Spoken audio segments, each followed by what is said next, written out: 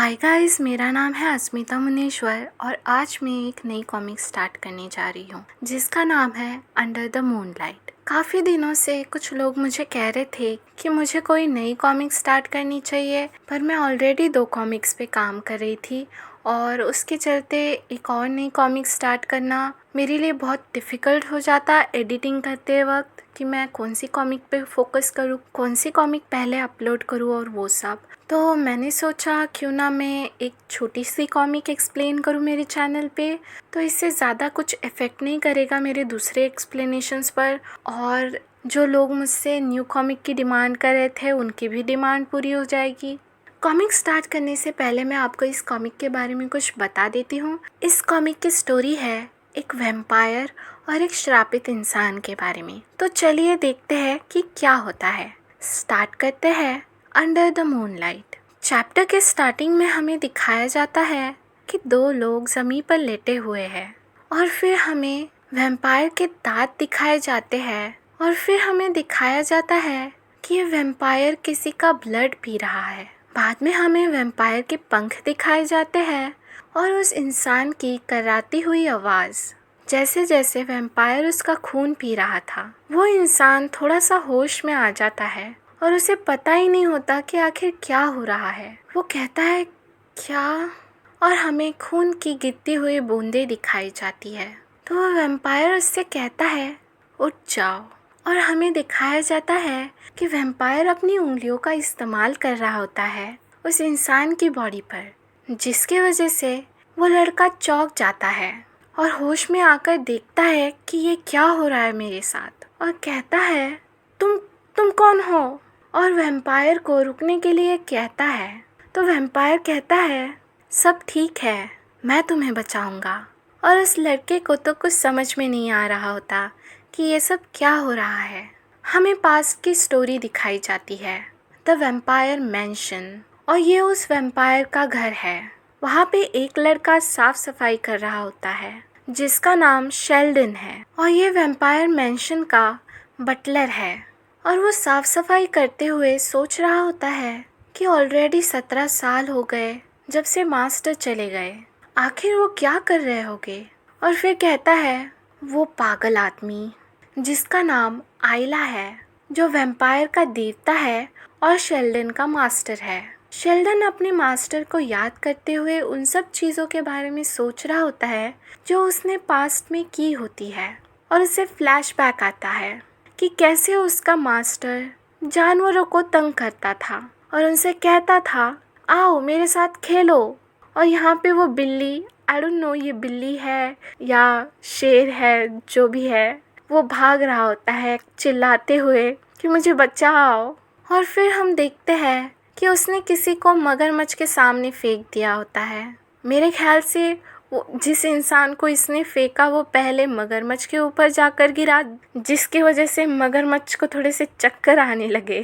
और ये सब करने के बाद आयला मज़े में बहुत ही ज़ोर ज़ोर से हंसने लगता है, और ये सब याद करते हुए शेल्डन अपना सिर पकड़ लेता है और कहता है वो शायद अभी किसी शैतान को परेशान कर रहा होगा, और कहता है मैंने सुना किसी पागल ने आइस कैसल को लाल रंग का कर दिया है, 1 मिनट, क्या वो भी।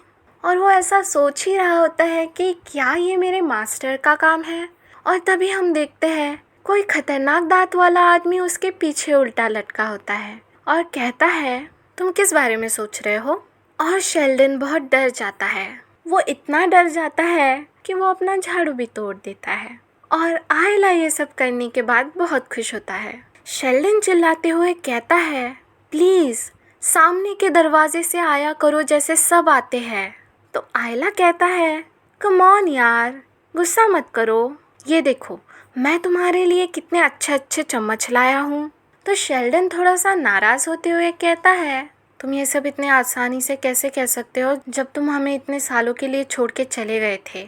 तो शेल्डन की ऐसी नाराज़गी देखते हुए आयला उसे कसकर हक कर लेता है और कहता है तुम मेरे बिना बोर हो रहे होगे ना।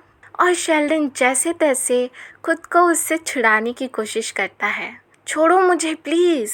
तो एक लड़की आती है और कहती है शेल्डन ये कौन है।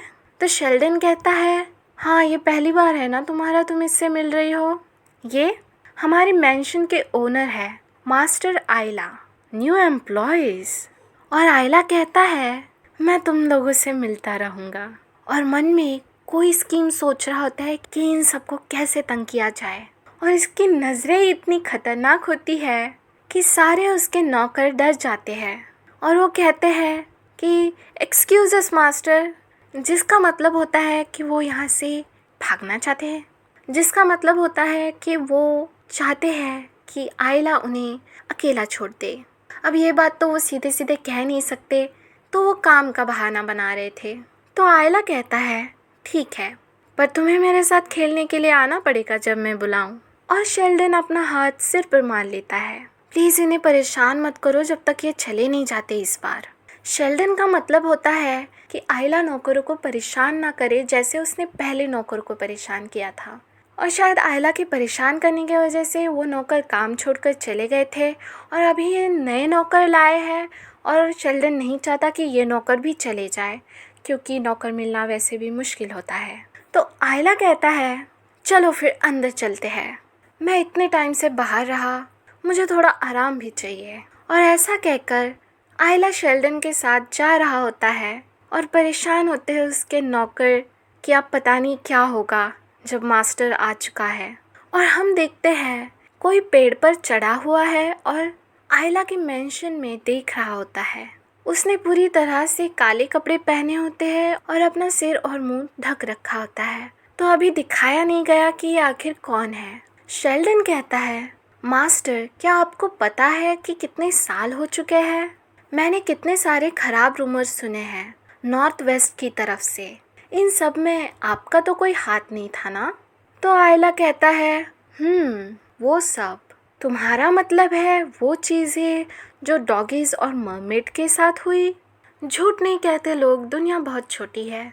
तो शेल्डन कहता है कि तुम आखिर ज़्यादा से ज़्यादा क्यों दुश्मन बना रहे हो? क्या होगा अगर वो सब यहाँ आ जाए और मेंशन को डिस्ट्रॉय कर दे, जिसकी मैं इतनी मेहनत करके केयर करता आ रहा हूँ? तो आइला हंसते हुए कहता है मुझे नहीं लगता कि ऐसा कोई है जिसके अंदर इतना दम है कि वो ऐसा कुछ करे। वैसे अगर ऐसा कोई होगा तो मुझे खुशी होगी।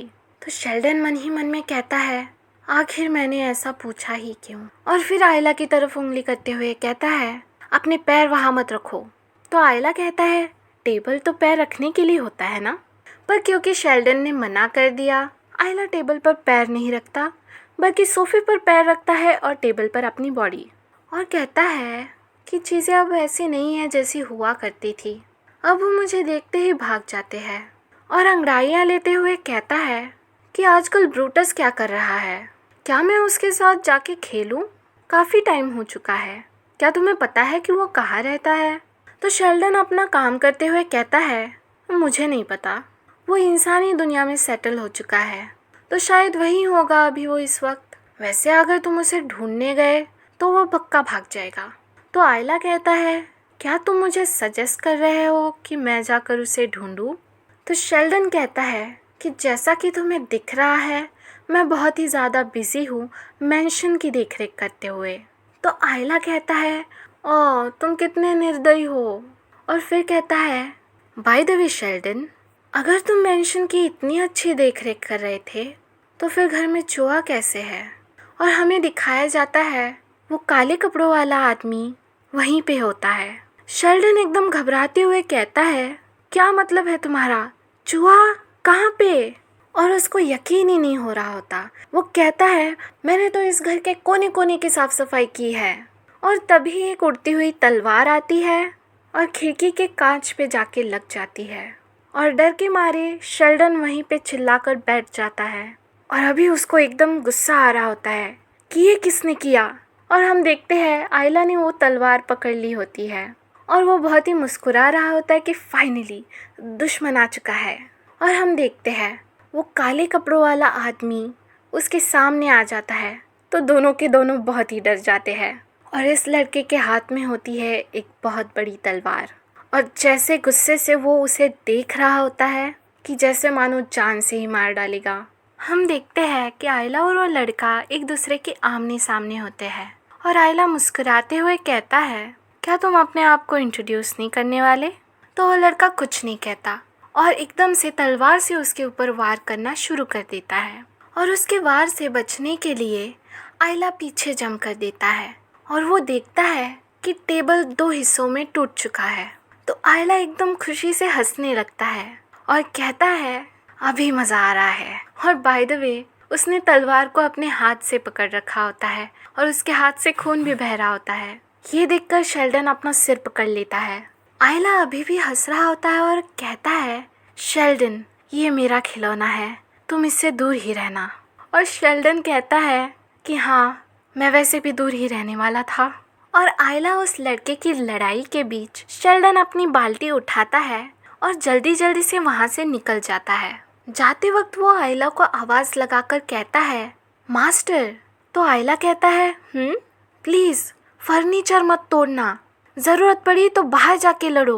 और आयला को कुछ समझ नहीं आ रहा होता कि वो अब उससे क्या कहे।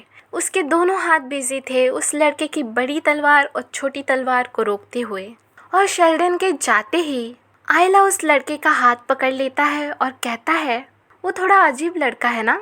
और हम देखते हैं कि उस लड़के की आंखों से कुछ ग्रीन ग्रीन सा धुआं या पता नहीं कुछ निकल रहा था। ये देखकर आयला शॉक हो जाता है। तभी अचानक से वो लड़का आयला के ऊपर से कूद जाता है और उसके हथियार से कुछ काला काला सा धुआं निकल रहा होता है और उसका हथियार पता नहीं कैसे ज़मीन में धंस जाता है। और दूर से आयला उसे देखकर कहता है, क्या ये कोई काला जादू है? और फिर अपनी तलवार को घूरते हुए कहता है, पर उससे ज़्यादा। और हम देखते हैं कि उस लड़के ने अपने काला जो कपड़ा था, कवर था उसका, वो निकाल दिया होता है और वो हमला करने के लिए उसी की ओर आ रहा होता है। आयला उसे देखता है और तलवार से उसकी तरफ पॉइंट करते हुए कहता है, तुम ब्रूटस के कंट्रोल में हो, तुम्हारे मैजिक में बहुत ही ज़्यादा डार्कनेस है, जबकि तुम एक इंसान हो। क्या बात है, बहुत खूब। ब्रूटस ने तुम्हें क्यों भेजा? मुझे मारने के लिए? ये तो इम्पॉसिबल है। और वो अपना हथियार उसके सामने फेंक देता है। तो वो लड़का हैरान होकर हथियार तो पकड़ लेता है, पर उसे समझ नहीं आ रहा होता कि आखिर ये क्या हो गया। जब उसके पास खुद को बचाने के लिए हथियार था, तो आयला ने हथियार क्यों फेंका? क्या तुम मुझे अब भी नहीं बताओगे? मैंने तो तुम्हारी तलवार भी वापस कर दी। तो वो लड़का अपनी तलवार को घूरने लगता है और उसमें से बहुत ही ज़्यादा dark purple, I don't know colour, वो सारा धुआं निकल रहा था। इसका मतलब उस लड़के के उस तलवार को पकड़ते ही तलवार की पावर ज़्यादा बढ़ गई। और ये देखकर आयला हैरान था। उसकी स्टील सी तलवार पूरी तरह से ब्लैक पर्पल कलर की हो चुकी थी। तो आयला थोड़ा सा डर जाता है और कहता है, वेल, मुझे कोई फ़र्क नहीं पड़ता जब तक मज़ा आए। आयला को पता चल गया था कि ये लड़का पीछे नहीं हटने वाला और इस बात से आयला को बहुत ही खुशी हो रही थी। वो लड़का आयला पर वार कर देता है और आयला की रिब्स पर कट जाता है। तो आयला हैरान होकर कहता है, तुम तो बहुत अच्छे हो। वो आयला पर दूसरा वार करने ही वाला था। आयला अपना जादू यूज़ करना स्टार्ट कर देता है। अपने जादू से उसके पैर बांधने की कोशिश करता है, पर वो लड़का अपनी तलवार का इस्तेमाल करते हुए आयला के जादू को तोड़ देता है। पर आयला का जादू इतना कमज़ोर नहीं था। आयला हार नहीं मानता और वो लड़का भी हैरान हो जाता है। आयला का जादू और वो लड़का एकदम फेस टू फेस होते हैं और हम दूसरी ही झलक में देखते हैं कि आयला के जादू ने पूरी तरह से उसको बांध दिया होता है और वो लड़का नीचे गिर जाता है। आयला खुशी से कहता है, पकड़ लिया। वो लड़का जादू से छूटने की कोशिश कर रहा होता है और उसका जादू खुल भी जाता है, पर तभी उसके फेस के ऊपर आयला के हाथ की शैडो आती है और आयला कहता है, तुमने इंसान होने के बावजूद भी बहुत अच्छा किया। आगे कहता है, इनफैक्ट ये जो स्पेल था तुम्हारे ऊपर, इसने एक्चुअली तुम्हें रोक रखा था। और हम देखते हैं कि आयला उस लड़के के ऊपर जो स्पेल था उसको तोड़ रहा था। आयला अपना रेड वाला जादू यूज़ करता है उसके ऊपर किए गए ग्रीन वाले जादू को हटाने के लिए और उसका जादू टूटने लगता है। आयला कहता है, अगर मैं ये स्पेल तोड़ दूँ जिसने तुम्हें तुम्हारी मर्ज़ी के खिलाफ़ पकड़ रखा है, क्या तुम फ्री हो जाओगे? या क्या इससे तुम मर जाओगे? और ऐसे ही वो स्पेल तोड़ देता है। हम देखते हैं कि उस लड़के के आंखों में आंसू होते हैं और वो कुछ कह नहीं पा रहा होता और वो ऐसे ही लड़खड़ाते हुए ज़मीन पर गिर जाता है। आयला उसको देखकर हैरान हो जाता है और उसे पीठ पर लेटाकर उसकी धड़कनें सुनने लगता है और एकदम से खुश हो जाता है। तो इससे तुम नहीं मरे, ये तो अच्छी बात है। ऐसा बोल के वो खुश हो ही रहा था तो उसका सारा बैकग्राउंड ही बदल जाता है। जब वो आंखें खोलता है उसकी कुछ समझ में नहीं आ रहा होता। वो पूरी तरह से एक अलग जगह पे था। वो सोचता है क्या ये मैजिक है? तभी झाड़ियों में से आवाज़ आने लगती है। आयला उस तरफ देख ही रहा होता है कि कुछ लड़के वहाँ से दौड़ते हुए आते हैं। ये छोटे छोटे बच्चे हाथों में तलवार लेकर खेल रहे थे। आयला सोच रहा होता है ये जगह असलियत में नहीं है। क्या ये स्पेल तोड़ देने के साइड इफ़ेक्ट्स है? तभी एक लड़का पलटता है और उसकी ओर उंगली दिखाते हुए कहता है तुम। तो आयला एकदम शॉक हो जाता है, पर तभी पीछे से एक पत्ता गिरता है। किनेथ, मैंने तुम्हें कहा था ना कि हमारा पीछा मत करो। तो वो बच्चा बहुत डर कर काँप रहा होता है और हमें उसकी भोली सी प्यारी सी शक्ल दिखाई जाती है, कितना क्यूट लग रहा है, और वो बहुत ही ज़्यादा डरा हुआ होता है। आयला सोचता है ये शक्ल, ये तो वही है ना जिसने मुझ पर अभी हमला किया था। हाँ, तो शायद ये उसकी मेमोरी है। तो इसका नाम किनेथ है, कितना क्यूट है। तो किनेथ कहता है नहीं, मैं यहाँ पर पहले था। तो लड़का उस पर चिल्लाता है झूठ मत बोलो, तुम हमें श्राप देने की कोशिश कर रहे हो ना अपने डार्क मैजिक से। तो किनेथ चौंक जाता है और कहता है नहीं, और हम देखते हैं कि उसके हाथ से वो काला धुआं निकल रहा होता है और वो काला धुआं पेड़ पर फैलने लगता है। ये देखकर तो किनेथ भी खुद चौंक जाता है। तो सारे लड़के उसे झूठा कहकर उसे पत्थर मारने लगते हैं। राक्षस चले जाओ यहाँ से। बेचारा वहाँ से भाग जाता है और ये सब आयला देख रहा था। आयला सोचता है ये सब ये सहन क्यों कर रहा है, इससे अच्छा तो सबको मार ही देता। तभी उसका बैकग्राउंड बदल सा जाता है और उसके पीछे एक सैनिक तलवार लेकर खड़ा हुआ होता है और वो उस पर वार करने ही वाला था। आयला भी बहुत ज़्यादा चौंक जाता है, ये क्या हो गया अचानक से। और तभी हम देखते हैं कि आयला दो सैनिकों के तलवार फाइट के बीच होता है और वो कहता है कि मैं तो डर गया था। आयला देखता है कि वहाँ पर राजा रानी बैठे हुए होते हैं। तलवारबाजी ख़त्म हो जाती है और एक लड़का जीत जाता है और वो और कोई नहीं बल्कि किनेथ होता है। यहाँ पे लोग कुछ फुसफुसा रहे होते हैं, ये बहुत ज़्यादा स्ट्रांग है पर इसका मैजिक कुछ भयानक सा है। अगर इसके मन में कुछ ख्याल आने लगे तो परेशान मत हो, ऐसा नहीं हो सकता। राजा को इसकी सच्चाई पता चल जाएगी। और हम देखते हैं कि किनेथ बहुत ही अलग कपड़ों में राजा के सामने खड़ा हुआ होता है। राजा कहता है कि उसे उसके टैलेंट की बहुत कदर है और वो किनेथ को सैनिकों का कमांडर घोषित कर देता है और उससे पूछता है क्या तुम्हें एक्सेप्ट है। तो किनेथ कहता है मैं किनेथ क्लाउड, ये मेरे लिए बहुत ही गर्व की बात है, मैं आपको कभी शिकायत का मौका नहीं दूंगा। और उसके ऐसे कहते ही उसके गले में एक चैन पड़ जाती है और वो खून से भरा हुआ है। किनेथ कहता है सर आप ये क्यों कर रहे हो। तो वो आदमी कहता है क्यों, तुम्हें क्या लगा राजा तुम जैसे श्रापित आदमी पर भरोसा करेगा, पर तुम्हारे पास जो टैलेंट है उसे ऐसे ही वेस्ट करना भी तो सही नहीं है। हम तुम्हें हमारा पपेट बनाएंगे ताकि हम तुम्हें कंट्रोल कर सके। तो किनेथ चिल्लाते हुए कहता है नहीं, मैंने कसम खाई है कि मैं राजा से लॉयल रहूँगा। तो वो आदमी कहता है कोई भी ऐसी कसम खा सकता है, तुम चिंता मत करो, ये बहुत ही ज़्यादा टैलेंटेड जादूगर है तो तुम जल्दी से हिप्नोटाइज हो जाओगे। और ये जादूगर बहुत ही खुश होता है। किनेथ तो मना कर रहा होता है पर उसके पीछे आयला बहुत ही चौंक जाता है, कहता है ये तो ब्रूटस है। वो जादूगर आकर अपनी छड़ी किनेथ के फेस पर लगाता है और कहता है तुम परेशान मत होना मेरे काम के बारे में, मेरे पेमेंट की सोचो। और वो ऐसा किनेथ से नहीं बल्कि वो उन लोगों से कह रहा होता है जिन्होंने इसे काम दिया होता है।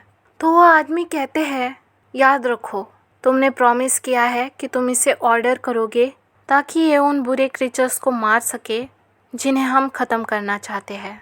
आइला मुस्कुरा रहा होता है और कहता है, ब्रूटस, वो कमीना, हमेशा कुछ ना कुछ स्कीम बनाते रहता है। वैसे इसी की वजह से तो ये मज़ेदार है। तो ब्रूटस कहता है, चलो शुरू करते हैं। और वो अपने जादू से किनेत के जादू पर सील करने लगता है ताकि किनेत उसकी मर्ज़ी के खिलाफ अपना जादू ना यूज़ कर पाए। किनेत को बहुत दर्द हो रहा होता है और वो चिल्लाते हुए प्लीज़ रुक जाओ कह रहा होता है, पर कोई उसकी बात नहीं सुनता। तो किनेत अपना जादू यूज़ करने की कोशिश करता है ताकि वो खुद को बचा सके, और ऐसा करते हुए वो अपने हाथों में जो चेन है उसे भी तोड़ देता है। गाइस, यहाँ पे पता नहीं किनेत अपना जादू यूज़ कर रहा है या फिर अपनी सिर्फ ताकत यूज़ कर रहा है, पर वो अपनी चेन तोड़ देता है। वहाँ पे जो आदमी इंचार्ज था वो कहता है कि इसे रोको, और पीछे वो पागल जादूगर हंस रहा होता है जादू करते हुए। किनेत अपने हाथों की चेन तो तोड़ देता है, पर उसके गले की उससे टूटी नहीं जाती और लगातार ब्रूटस उस पर जादू कर ही रहा होता है। इतना सब स्ट्रगल करने के बाद आखिर में किनेत हार मान लेता है और कहता है, कोई तो प्लीज़, और आयला की तरफ देखते हुए कहता है, मुझे बचाओ। आयला भी एकदम शॉक हो जाता है और वो अपना हाथ बढ़ा रहा होता है किनेत की तरफ। आपको क्या लगता है गाइस, क्या किनेत आयला को देख पा रहा था? तो आज के लिए बस इतना ही।